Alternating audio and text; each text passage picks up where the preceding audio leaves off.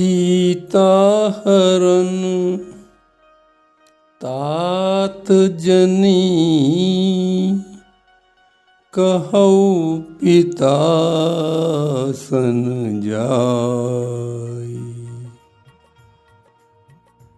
राम जी जटायु जी से बड़े विनती के स्वर में कहते हैं, विनती करते हुए कहते हैं, हे तात,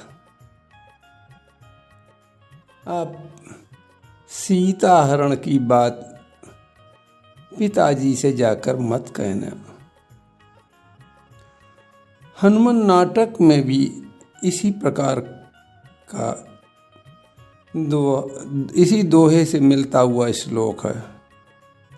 वहाँ भी प्रभु यही कहते हैं कि हे तात, तुम्हारा कल्याण हो, तुम अपने तेज से ही स्वर्ग को जाते हो तो जाओ, परंतु मैं आपसे एक विनती करता हूँ कि जानकी हरण की कथा पिताजी से न कहिएगा। यदि मैं राम हूँ तो कुछ ही दिनों में अपने कुल सहित रावण स्वयं आएगा और लज्जा से सिर झुकाकर रावण स्वयं आकर महाराज दशरथ से अपनी करनी को कहेगा। ऐसा हनुमान नाटक में भी वर्णन आता है। तुलसीदास जी भी यही लिखते हैं कि सीता हरण, कि प्रभु कह रहे हैं जटायु जी से, सीता हरण तात जनी कहऊ पिता सन जाई। आप पिताजी से ये सीता हरण की चर्चा मत करना। जो मैं राम,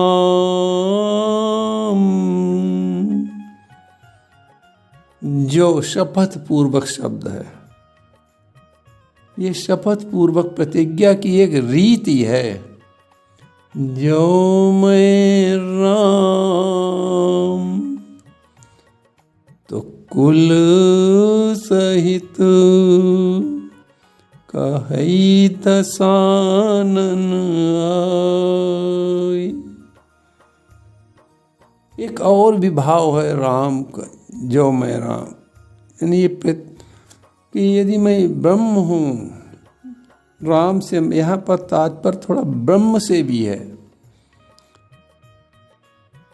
और दूसरा है प्रतिज्ञा पूर्वक कहना। तो यदि मैं राम हूँ तो 10 मुख वाला रावण कुल सहित आकर स्वयं ही अपनी करनी को लज्जित होकर पिताजी से कहेगा। गीध देह तजी धरी हरि रूपा,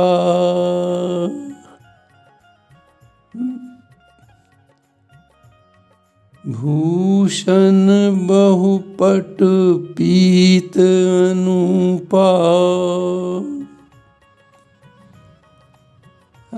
क्या सुंदर शरीर जटायु जी को मिल रहा है।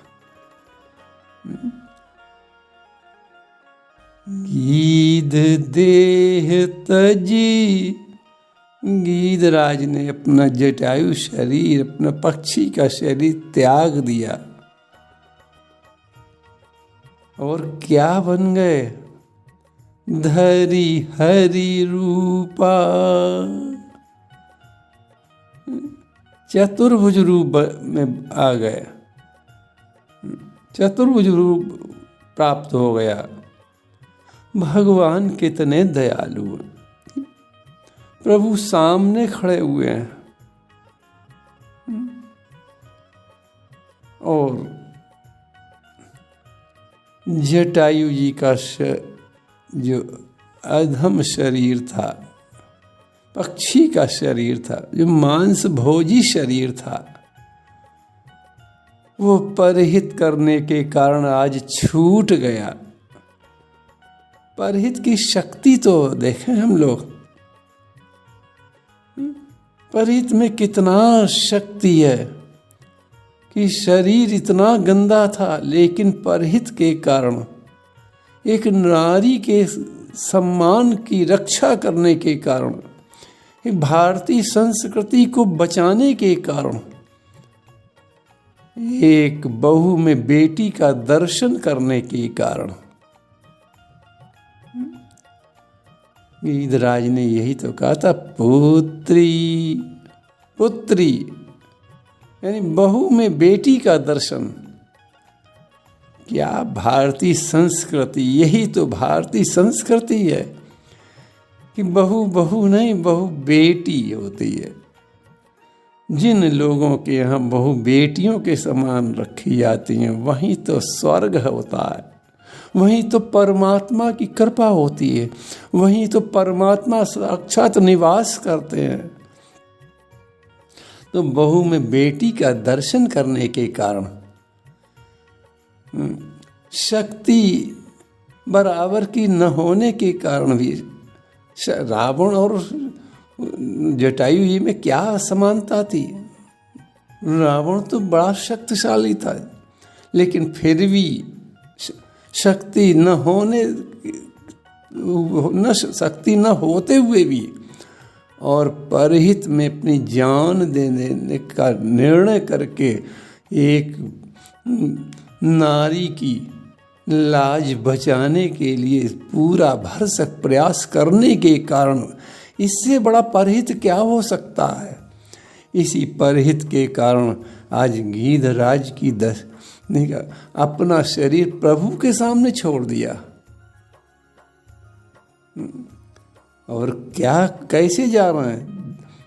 धरी हरि रूपा, जैसे हरि की विशाल 4 भुजाएं होती हैं, वैसे आज वैसा रूप प्राप्त हो गया जटायु जी को। तुलसीदास जी क्या लिख रहे हैं?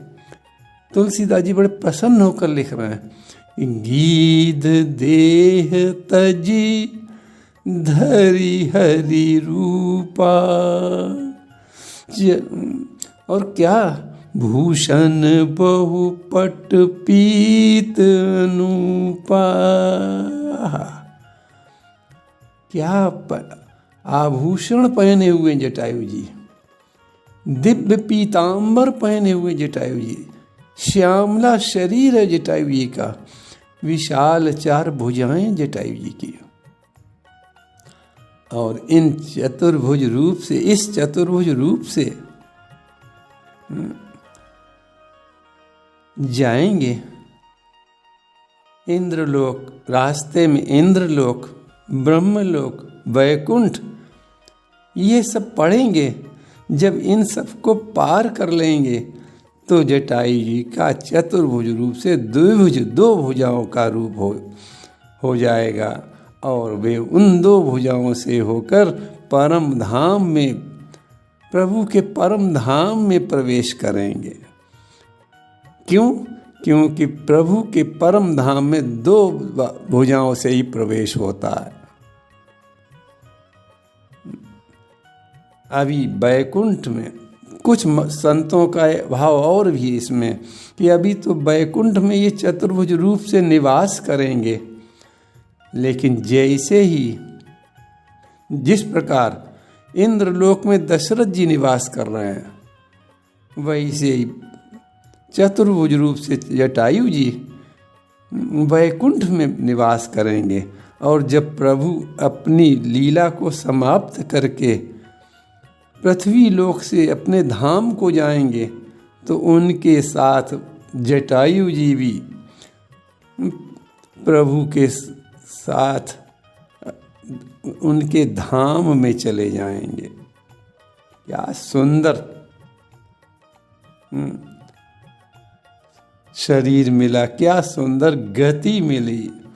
कि गीध देह तजी धरि हरि रूपा, भूषण बहुपट पीत अनूपा। इस चतुर्भुज रूप से सुंदर दिव्य वस्त्र पहनकर जटायु जी बस जाने की तैयारी में है, जाने की तैयारी में, लेकिन स्तुति करना चाहते हैं। श्याम गात विशाल भुज चारी, श्याम गात। तुलसीदास जी कहते हैं, उस समय का चित्र खींचते हैं कि जटायु जी का आज शरीर कैसा का श्यामला शरीर है, जैसा हमारे प्रभु का शरीर है वैसा श्यामला शरीर है। विशाल भुज चारी, और विशाल 4 भुजाएं हैं। उन विशाल 4 भुजाओं से, उस श्यामले शरीर से आज जटायु जी स्तुति कर रहे हैं। कैसे? नयन भरी बारी स्तुति करत, नयन भरी बारी। स्तुति तो वही है जिसको करते हुए आँखों में आंसू भर आए, प्रेमाश्रु बहने लगे, वही तो स्तुति है। नहीं तो ऐसा जब नहीं होता है तो समझो केवल वाणी चल रही, कभी जी की केवल जिह्वा चल रही है, हृदय से लगाव नहीं हो रहा परमात्मा से। तो इसलिए स्तुति करते करते नयनों में अश्रुधारा बहने लगे, क्योंकि स्तुति में तो प्रेम शब्द होते हैं, प्रार्थना के शब्द होते हैं, विनती होती है प्रभु से, और ये विनती प्रार्थना ये तो हृदय से निकले तब सही माने में स्तुति होती है। स्तुति करत नयन भरी बारी।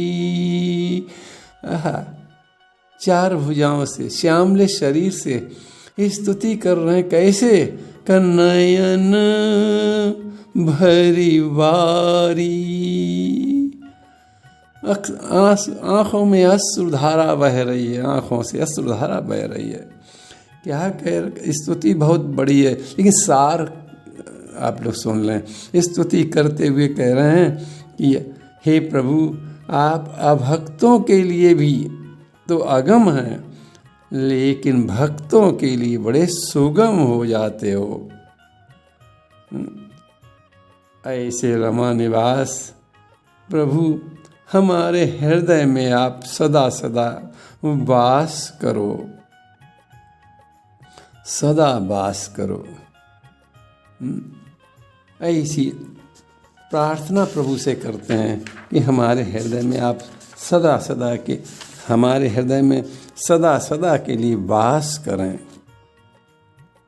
देखो, इस स्तुति की में कितना प्रेम भरा हुआ है। सामने परमात्मा खड़ा हुआ,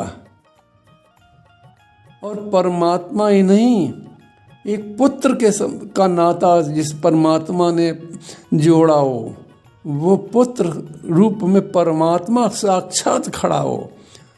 फिर भी जटायु जी क्या कहते हैं कि आप रमा के साथ हमारे हृदय में सदा सदा निवास करें। ये स्तुति है कि कितने भी हम धनवान हो जाएं, कितने भी हम भक्त हो जाएं, कितने भी ज्ञानी हो जाएं, लेकिन परमात्मा से विनय पूर्वक शब्दों में हमें यही प्रार्थना करनी चाहिए, यही स्तुति करनी चाहिए। हे प्रभु, आप सीता सहित हमारे हृदय में वास करो। 1-2 दिन के लिए, सदा सदा के लिए वास करो। देखो, गति तो दशरथ जी को भी अच्छी मिली, शबरी जी को भी प्रभु ने दी, शरभंग को भी दी, और कई भक्तों ने बड़ी सुंदर गति पाई। लेकिन पृथ्वी पर जटायु जी ही एक ऐसे हैं जिन्होंने प्रभु के सामने ही सारूप मोक्ष पृथ्वी पर ही जीवित रहते हुए ही प्राप्त कर लिया। ये केवल जटायु जी एक ऐसे हैं जिन्होंने पृथ्वी पर ही प्रभु सामने खड़े हैं और सारूप मोक्ष प्राप्त कर रहे हैं। प्रभु के लिए शरीर समर्पण कर दिया, इसका ये फल है। अविरल भगति मांगी बर, गीध गयो हरिधाम। अविरल भगति मांगी बर, गीध गयो हरिधाम। तेहि की क्रिया यथोचित, निज कर कीनी राम। अब इस प्रसंग का उपसंहार करते हुए तुलसीदास जी कहते हैं कि अविरल भगति मांगी वर, भगवान से अविरल भक्ति का वरदान मांगकर। देखो, मुक्ति तो भगवान ने अपनी तरफ से दी। क्या कहा था? तन तजितात जाऊ मम धामा। देखो, मुक्ति तो परमात्मा ने अपनी तरफ से दे दी, लेकिन भक्ति नहीं दी अभी। मुक्ति के साथ भक्ति भी मिले तब पूर्णता आती है। तो इसलिए जटायु जी भक्ति और मांग रहे हैं।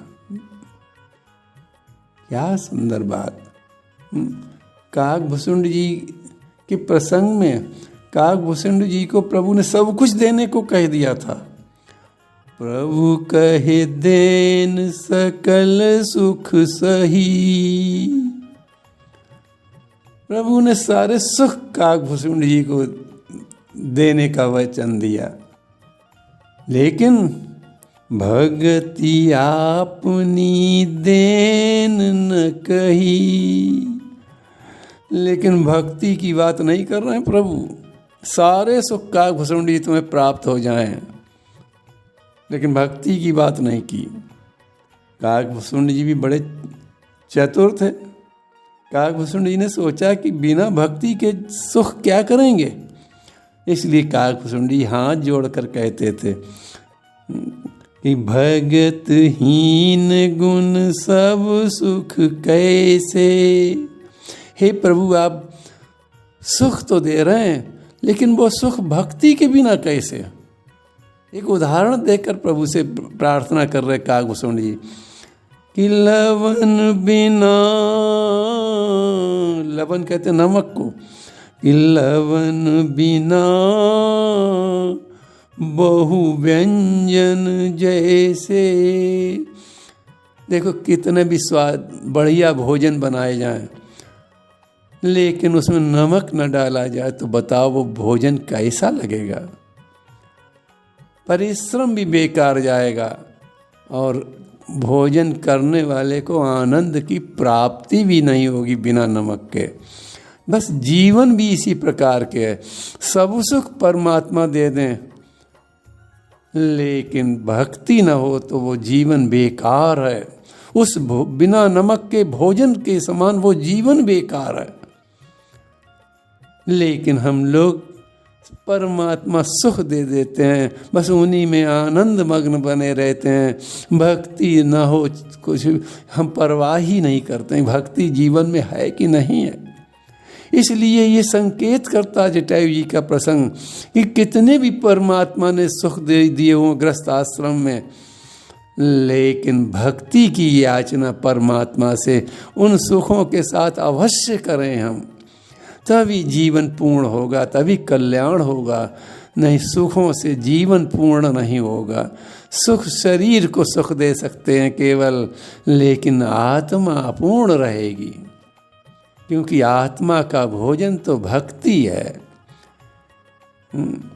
तो इसलिए काकभूषण जी ने क्या कहा कि भगतहीन गुण सब सुख कैसे, लवन बिना बहु व्यंजन जैसे।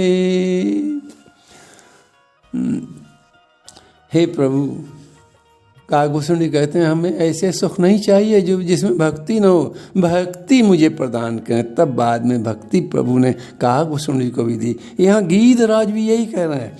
देखो सारूप मुक्ति मिल गई गीधराज जी को, लेकिन गीधराज कितने चतुर हैं। उन्होंने सोचा भक्ति के बिना ये रूप भी क्या करेगा, सारूप मुक्ति भी क्या करेगी जिसमें भक्ति न हो। अविरल भगति मांगी बर,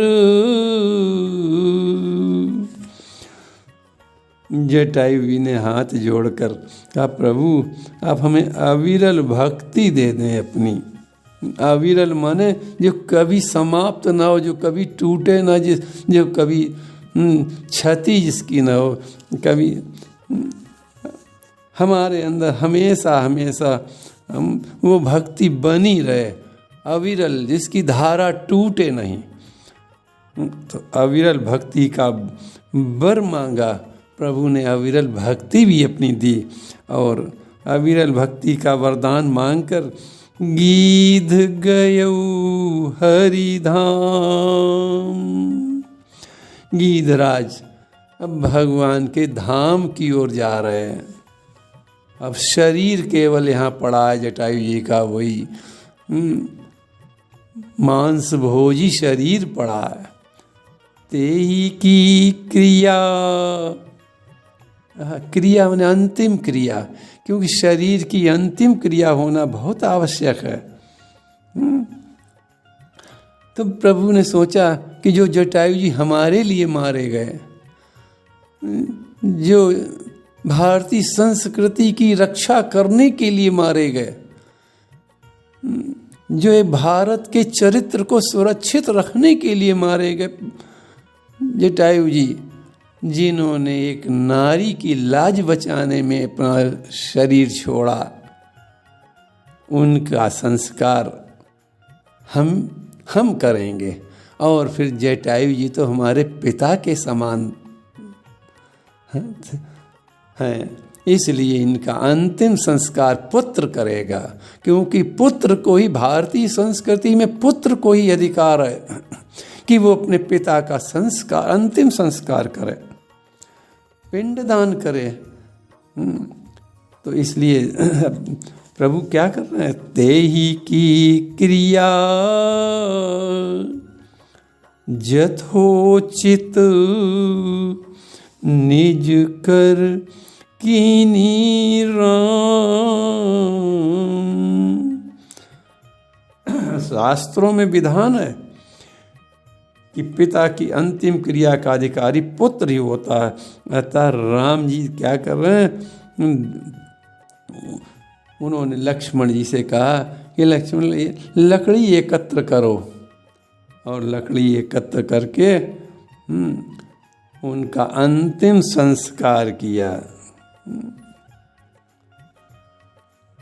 और अंतिम संस्कार करते समय क्या कहा कि जो यज्ञ करने वालों को, अग्निहोत्रियों को, युद्ध में विपक्ष से सम्मुख लड़ने वालों को और पृथ्वी दान करने वालों को जो गति प्राप्त होती है, हे जटायु जी, तुम उसी को प्राप्त हो, मैं तुम्हारा अंतिम संस्कार कह रहा हूँ। जिस प्रकार पृथ्वी पर लोग अपने पिता का संस्कार करते हैं, उसी प्रकार और उसके बाद बड़े दुखी होते हैं, वैसे ही आज प्रभु भी पिता तुल्य जटायु का अंतिम संस्कार करके आज बड़े दुखी हो रहे। बड़े दुख होकर उन्होंने पिंडदान किया। उन्होंने गोदावरी में स्नान करके उनको जल दिया और उनके लिए मंत्रों का जाप भी किया। कैसा सुंदर दृश्य है, कैसा सुंदर। आप देखें कितना सुंदर चित्रण तुलसीदास जी खींच रहे हैं कि यथोचित तेहि की क्रिया, यथोचित निज कर कीनी राम। मुझे लगता है कि जटायु जी एक ऐसे हैं जिनकी अंतिम क्रिया प्रभु के हाथों से हो रही है। परमात्मा, साक्षात परमात्मा अंतिम क्रिया कर रहा है, और ऐसे नहीं, यथोचित जैसा जैसा अंतिम क्रिया, अंतिम संस्कार में जो उचित होता है वो सब कुछ कर रहे हैं। कैसा जटायु जी ने शरीर पाया था, कैसा कितने पुण्यों से भरा हुआ वो शरीर होगा, जिस शरीर की ऐसी सुंदर गति हो रही है आज। प्रभु कितने दयालु हैं, कितने दयालु हैं कि कोमल चित अति दीन दयाला, कारण बिनु रघुनाथ कृपाला। ये जटायु जी की कथा भोलेनाथ माता पार्वती को सुना रहे हैं। कह रहे प्रभु हमारे देखो कैसे दयालु हैं।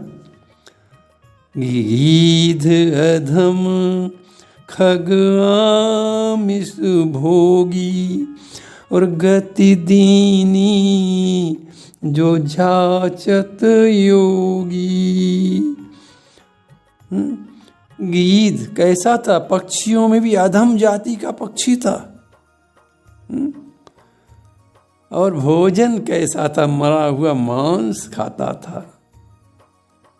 लेकिन उसको भी हमारे प्रभु राम ने वो गति दी जो योगी लोग निरंतर मांगते रहते हैं, और कभी मिल पाती है उनको, कभी नहीं मिल पाती है। लेकिन जटायु जी को वो गति मिली। हे उमा सुनहु उमा ते लोग अभागी, हरि तजी होई विषय अनुरागी। हे उमा सुनो, विषयों को त्याग कर राम पद अनुरागी होने से मनुष्य भाग्यवान कहा जाता है और भगवान के धाम को जाता है। और हरि को छोड़कर जो विषयों को पकड़ते हैं, विषयानुरागी होते हैं, उन्हें तो नरक की यात्रा सहनी पड़ती है और उन्हें अभागा कहा जाता है। तुलसी बाबा कहते हैं कि जटायु की गति में प्रभु की कृपालुता ही कृपालुता है। जटायु की गति क्यों हुई ऐसी? क्यों प्रभु हमारे कृपालु बहुत हैं। कोमल चित अति दीन दयाला। तुलसी बाबा कहते हैं ऐसे प्रभु हमारे दयालु हैं। इस दयालुता के कारण, इस कृपालुता के कारण आज जटायु जी को ये गति प्राप्त हुई। ऐसे दयालु, ऐसे कृपालु परमात्मा को छोड़कर जो मनुष्य सांसारिक कामों में, भोगों में लगे रहते हैं, वो अभागे हैं। ये कौन कह रहा अभागे? कि ये शिव जी माता पार्वती से कह रहे हैं कि सुनहु उमा ते लोग अभागी, हरि तजी होई विषय अनुरागी। बस यहीं से प्रसंग विश्राम। श्री राम जय राम, जय जय राम, श्री राम जय राम। सीता हर